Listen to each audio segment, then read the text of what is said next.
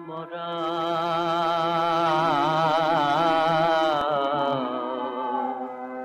নাই হারায় ছোট বাবুল মোরা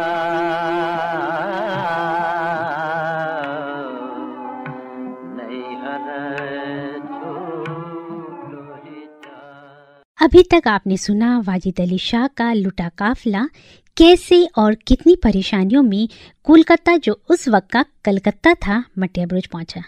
अब आगे सुनते हैं। दरो दीवार पे हसरत से नजर करते हैं, खुश रहो अहले वतन, हम तो सफर करते हैं।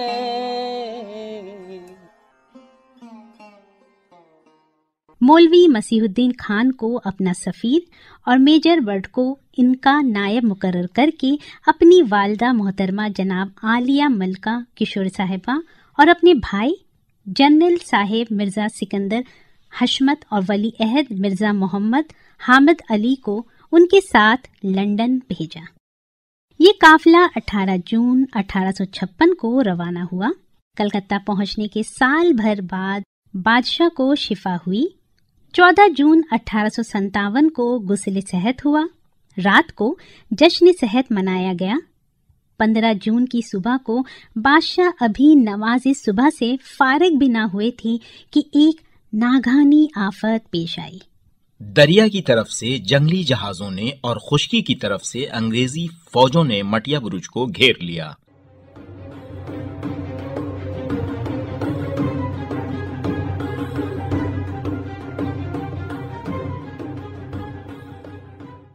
इसके बाद बादशाह को गवर्नर जनरल का ये पैगाम पहुंचाया गया कि मुबादा लखनऊ के बागी आपको गदर में मलविस करने की कोशिश करें। इससे बेहतर है कि आप कुछ दिन फोर्ट विलियम में हिफाजत और आराम के साथ क़याम फरमाएं।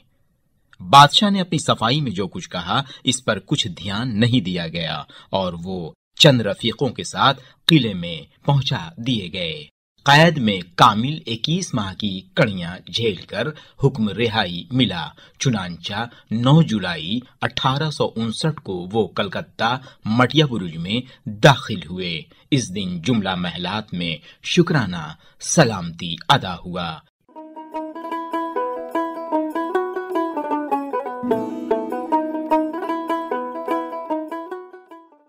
इन्हें 2 लाख रुपए सरकारी अंग्रेजी खजाने से मिले। 29 सितंबर को 1859 को मिर्जा अली अहद भी विलायत से नामुराद वापस आ गए। कमोबेश 2 करोड़ रुपए की जेरबारी इस सफर में हुई और नतीजा कुछ भी न निकला।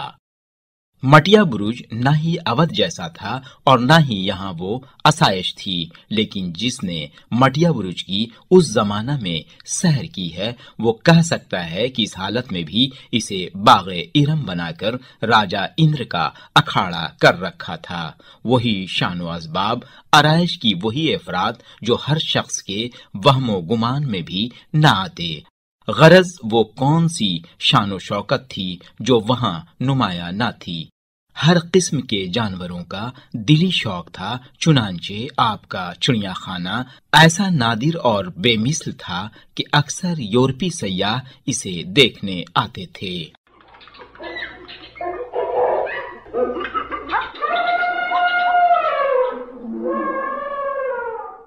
सित्तना आबाद शाही इमामबाड़ा जहां खुद वाजिद अली शाह का कब्र है, उसी इमामबाड़े की देख रेख करने वाले सैयद वासिफ हुसैन ने उस जमाने की याद को ताज़ा करते हुए कहा कि मटिया बुरुज एक जंगल था और बादशाह ने इसकी शक्ल बदल दी थी। मटिया बुरुज चहल पहल और तहजीब व तमद्दन का मरकज बना दिया गया। महल तो करीब 15-20 थे। वो ऐसा महल है यहीं पर है, दरिया के किनारे है। तो उसको अंग्रेजों ने ऑक्शन किया था। ऑक्शन करने के बाद उसमें एक मिल बन गया, विक्टोरिया जीट मिल बना। जूट मिल बन गया, इतना बड़ा एरिया था कि एक बड़ा जूट मिल बना। उसी महल से उनका एक रास्ता था जहाँ वो नमाज पढ़ने आते थे, मस्जिद। वो छोटी सी मस्जिद आज भी है, बादशाह के नाम से है, शाही मस्जिद। बादशाह उसमें नमाज पढ़ते थे, आयरन गेट। तो वो उसका महल के साथ ही वो मस्जिद का रास्ता है, मगर चूंकि वो बंद हो गया तो वहाँ दीवार उठा दी, लेकिन मस्जिद है अभी, जो पब्लिक जो है उसके अंदर नमाज पढ़ती है। और एक कब्रिस्तान है उनका। और ये इमामबाड़ा जो है, चूंकि मजहब की बात थी तो इसको लोग ने हाथ नहीं दिया, इसके लिए इमामबाड़ा बन गया। तो इमामबाड़े में उन्होंने एक कमरा भी बनवाया था कि जहाँ हमको दफन करना ही, वो दफन हुए। एक चांदी की उन्होंने जरी बनवाई थी उस दौर में कि हमारे कब्र के ऊपर ये जरी रहे, तो वो आज है। बादशाह ने जो चिड़ियाखाना बनाया था उसके अंदर हर तरह के जानवर, उनकी पाली हुई कुछ मछलियाँ थी जो ऐसी थी कि अगर मछली का नाम लेके पुकारते थे वही मछली खाना खाने आती थी, दूसरी आती तो कहते थे तुम नहीं जाओ। और सोने के सब नद दिए हुए थे मछलियों के नाक। वो तालाब हम लोगों ने बचपन तक तो देखा, उसके बाद अभी नहीं है। वो भी तालाब उसी महल में था। वो विक्टोरिया जी थोड़ी सी दूर है यहाँ से, विक्टोरिया जूट मिल बनी, उसी में वो तालाब भी था। वही उनका चिड़ियाखाना था। चिड़ियाखाने में हर तरह के जानवर रखे हुए थे, बहुत शौकीन थे। मटिया बुरुज का जिक्र होते ही शहर कलकत्ता के इस नवाही इलाके का नक्शा जहन में उभरता है, जहां वाजिद अली शाह ने तकरीबन 150 बरस कबल एक ऐसे दबिस्तान की बुनियाद डाली जिसे जल्द ही बंगाल के एक अहम मरकज़ उर्दू का दर्जा मिला। ये वही मटिया बुरुज है जहां इस सतम रसीदा शाह अवध की मोहब्बत में सैकड़ों अफराद नकल मकानी करते हुए लखनऊ से हजारों मील दूर कलकत्ता पहुंचे। अवध की शानदार तहजीब व तमद्दुन अपने साथ लाए। ये वही मटिया बुरुज है जिसे अब्दुल हलीम शरर ने सानी लखनऊ और हिंदुस्तान में इस्लामी तमद्दुन की आखिरी समर कहा। ये वही मटिया बुरुज है जिसके मुतल्लिक जोश मलियाबादी ने अपनी मशहूर नज़म ईस्ट इंडिया कंपनी के फर्जंदों से खताब में कहा, याद तो होगी वो मटिया बुरुज की भी दास्तां, याद तो होगी वो मटिया बुरुज की भी दास्तां, अब भी जिसकी खाक से उठता है रह रह कर धुआं।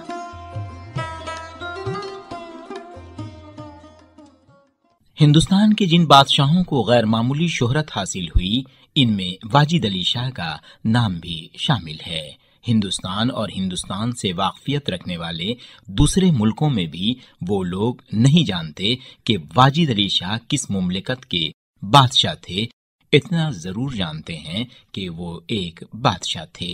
इनको नाच गाने से दिलचस्पी थी और इनके इसी शौक ने सल्तनत को तबाह किया। हम अगर इस इल्जाम को तस्लीम कर लें कि वाजिद अली शाह एक नाअहल बादशाह थे, तब भी इस हकीकत को नजरअंदाज नहीं किया जा सकता कि वो ऐसी हमगीर शख्सियत के मालिक थे कि अदब, मजहब, शायरी, मौसीकी, मसव्वरी, रक्स, बागबानी, मेमारी, खुशनवीसी, गरज के मुहज्जिब और शाइस्ता जिंदगी का कोई शोबा ऐसा नहीं जिसमें इन्होंने दखल ना दिया हो। कुदरत की अता की हुई गैर मामूली सलाहियतें और इस्लाफ की छोड़ी हुई गैर मामूली रिवायतें वाजिद अली शाह की तख्लीक में इन दोनों अनासिर का खातिर खा हिस्सा भी है और हिंदुस्तान की तारीख में हमेशा नहीं तो इस वक्त तक इनके नाम को याद रखा जाएगा जब तक लखनऊ और लखनवियत का चर्चा बाकी रहेगा। वाजिद अली शाह निहायत रंगीन मिजाज हुक्मरान थे। वो सिर्फ उर्दू और फारसी की शायरी नहीं बल्कि रक्स के रमूज पर भी कमाल हासिल था। गाना बजाने, ड्रामे, शायरी, राग नागनी के वो माहिर थे।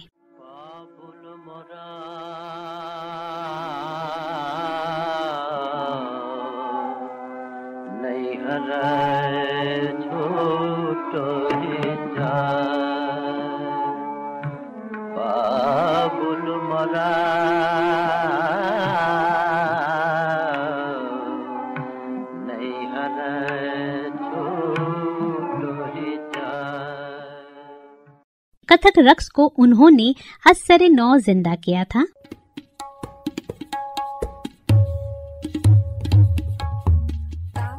इन तमाम चीजों की तरबियत और अर्तका के लिए उन्होंने लखनऊ में आलीशान कैसरबाग बारादरी बनवाई जो आज भी कायम है। उन्होंने खुद कई नए राग और रागियों की इजाद की। इतना ही नहीं, उन्होंने तमाम रमूज पर अलग अलग किताबचे भी लिखे जिनकी तादाद 100 से भी ज्यादा थी। कलकत्ता को हालात ने उर्दू का मरकज बना दिया। साथ ही बंगाल का पाया तख्त होने की वजह से कलकत्ता सारे हिंदुस्तान का मरकज बन गया था। यहाँ की सोसाइटियों पर उर्दू का राज था। आज से 100 वर्ष कबल कलकत्ता का एक हिस्सा मटिया बुरुज लखनऊ का नमूना बन गया। फिल हकीकत इसे कलकत्ता का लखनऊ भी कहा जाता है। आज से 100 वर्ष पहले वहाँ का हर फर्द ऐसी सुथरी उर्दू बोलता था कि अक्सर लोग अपनी समात को खुश करने और अपनी जबान को रश्क फारसी बनाने के लिए वहाँ आते थे। बादशाह ने फोर्ट विलियम में कैद रहने के दौरान एक मसनवी तहरीर फरमाई जिसका नाम हिज़्न अख्तर रखा। अपनी बेगमात को लिखे खतूत में भी ज्यादातर हिजर और फिराक की दिल खराश सोगवार रुदाद मिलने की तमन्ना का इश्तियाक दर्ज है।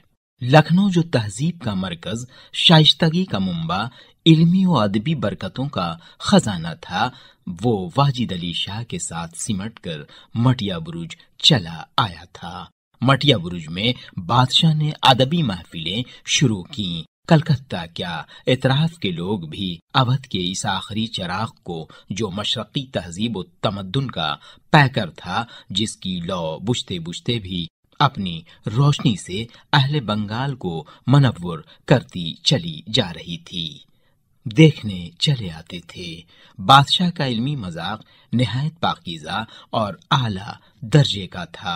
इनमें शेर व अदब और मौसीकी का ज़ौक़ बहुत ज्यादा रचा बसा था।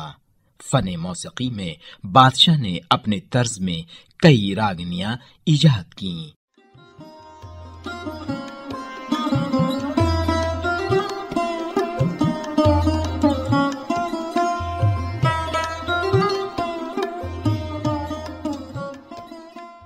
बादशाह को इस फन में उस्ताद का दर्जा हासिल था। बंगाल के अच्छे गवैये आकर मुलाजिम हुए। मटिया बुरुज में अहमद खां, ताज खां और गुलाम हुसैन खां धाड़ी जो बादशाह के दरबार में मुलाजिम थे, इस वक्त के जबरदस्त साहिबे कमाल माने जाते थे। दनी खां, जिसने सारे कलकत्ता में धूम मचा रखी थी, अपने सेहरे आफरी गले से हर अदना वाला को फरीफ्ता कर लिया करता था। इसके सरप्रस्त वाजिद अली शाह थे। मटिया बुरुज में मुशायरे भी मुनक़िद होते थे। मिर्जा दाग बारहा जिक्र करते थे, जब मैं रामपुर से चलता तो लखनऊ, अजीमाबाद वगैरह में ठहरता था और मुशायरों में सब जगह शिरकत करता हुआ कलकत्ता पहुंचता था। लेकिन जो मजा मटिया बुरुज के मुशायरे में आया, वो लखनऊ में भी ना पाया। असल में बादशाह के साथ पढ़े लिखे लोग भी आए थे। वाजिद अली शाह मटिया बुरुज के बिचाली घाट पर उतरे। 13 मई 1856 शदीद गर्मी के दिन स्टीमर में 18 दिन सफर तय करके कलकत्ता पहुंचे।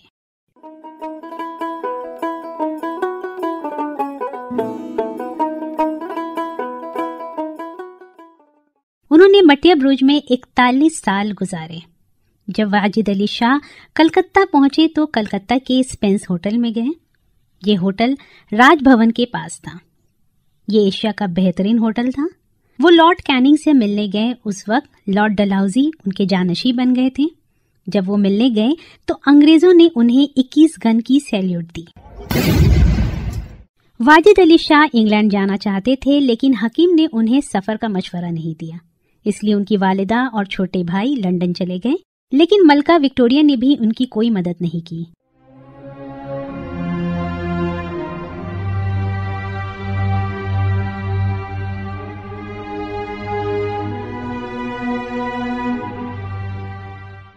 मोची खोला इलाके में जो यूरोपीय तर्ज के 13 बंगले थे, उनमें 11 नंबर बंगला बर्दवान के राजा चांद मेहताब बहादुर की मलकियत था और खाली पड़ा था। बादशाह के कलकत्ता पहुंचने से कबल मौलवी मसीहुद्दीन खान ने ये बंगला और उससे मुत्तसिल 2 इमारतें किराए पर ले रखी थी, تاکہ بادشاہ کے پہنچنے کے بعد رہائش کا کوئی مسئلہ درپیش نہ ہو۔ کرایہ ماہوار 1000 روپے طے پایا تھا۔ اگرچہ یونانی طرز پر تعمیر شدہ یہ بنگلہ بہت وسیع نہیں تھا اور عام رہائش گاہوں جیسا نہیں تھا، پھر بھی بادشاہ ان کے مصاحبین کی ضرورتوں کو پورا کرنے کے لیے کافی تھا۔ اس عمارت میں دریا کی جانب ایک نجی گھاٹ بھی تھا، جس سے دریا کا سفر بہت آسانی سے کیا جا سکتا تھا۔ کمروں کی اونچائی کافی تھی اور بلند بالا دروازوں و کھڑکیوں سے دریا کی جانب سے آنے والی ٹھنڈی ہوائیں کمروں کے مرطوب اور حبس زدہ ماحول کو کسی قدر کم کر دیتی تھی۔ بادشاہ نے اپنی اس رہائش گاہ کو سلطان خانہ جبکہ دیگر 2 عمارتوں کو اسد منزل اور مرصع منزل کا نام دیا۔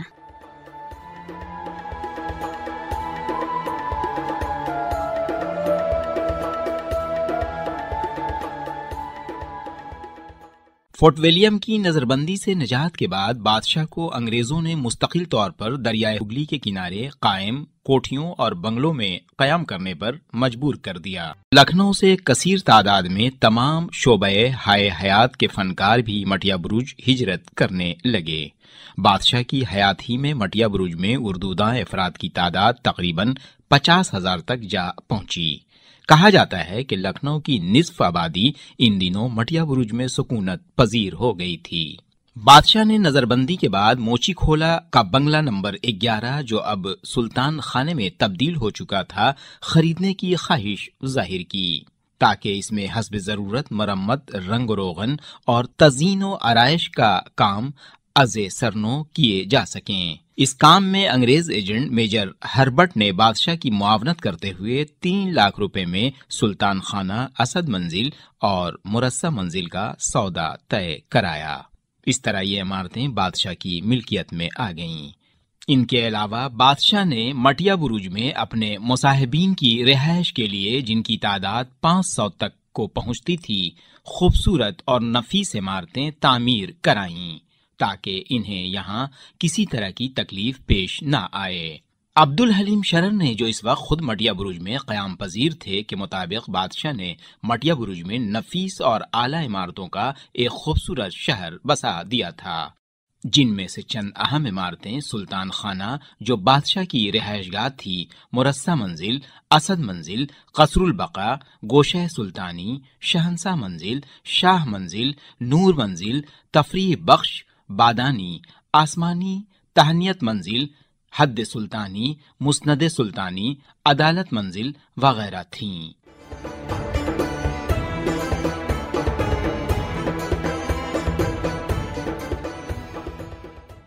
بادشاہ متقی اور دیندار شخص تھے، اس لیے انہوں نے بڑی تعداد میں مساجد اور امام بارگاہیں بھی قائم کیں، جن میں سبطین آباد شاہی امام باڑہ، امام بارگاہ بیت النجات، پرانا امام باڑہ، امام بارگاہ فردوس محل، شاہی مسجد وغیرہ شامل ہیں۔ بادشاہ نہ صرف اعلیٰ ادبی ذوق رکھتے تھے بلکہ حصول علم کو ادبی ذوق کے فروغ کے لیے لازمی تسلیم کرتے تھے۔ یہی سبب تھا کہ بادشاہ نے دربار میں خواہ لکھنؤ ہو یا مٹیا برج، اہل علم و ہنر افراد کی کثرت ہمیشہ برقرار رکھی۔ شہزادوں اور شہزادیوں کی تعلیم و تربیت کا پورا خیال رکھا جاتا تھا۔ بادشاہ کے حکم پر مٹیا برج میں کئی درسگاہوں کا قیام بھی عمل میں آیا، جن میں 2 درسگاہیں مدرسہ کیسریہ اور کنگ آف اودھ اسکول مشہور ہے۔ کنگ آف اودھ اسکول کے قیام کے متعلق ڈاکٹر زہرہ ممتاز لکھتی ہیں کہ یہ مدرسہ 16 فروری 1887 کو ملکہ معظمہ کے جشن جبلی میں واجد علی شاہ کی سرپرستی میں کھولا گیا۔ کثرت روشنی اور آتش بازی کے سبب سارا مٹیا برج منور ہو گیا۔ ہر درجے کے عام طلباء کے لیے بہت عمدہ تکیے دار قیمتی بینچیں اور ڈیسک اور نفیس فرش کرمچی بچھا دیا گیا، اور ہر درجے میں عمدہ پنکھے اور خس کی ٹٹیاں لگی تھیں۔ ان کو انگریزوں نے بدنام کیا کیونکہ وہ بہت ذہین اور قابل تھے۔ انگنا تو پربت بھئے اور ڈیوڑی بھئی بدیس، انگنا تو पर्वत भय और ड्योढ़ी भई विदेश। ले बाबुल घर आपड़ों में चली पिया के देश।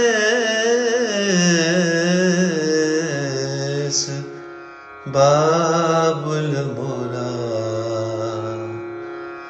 नैहर छूटो ही जाए। बाबुल मोरा नैहर छूटो ही जाए। बाबुल मोरा नैहर छूटो ही जाए।